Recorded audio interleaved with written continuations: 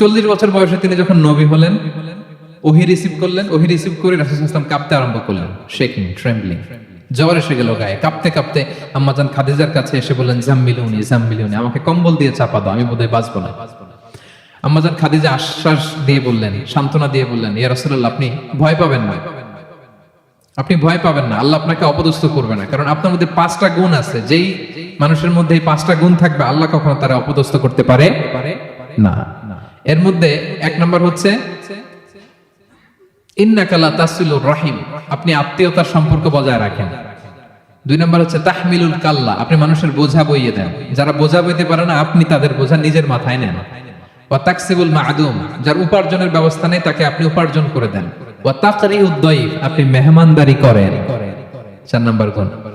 5 নম্বর হচ্ছে ওয়া তুঈনু আলা নাওয়াইবিল হক, সত্য যেখানে বিপন্ন আপনি সেখানে সত্যের বীর সেনানী হয়ে দাঁড়িয়ে যান।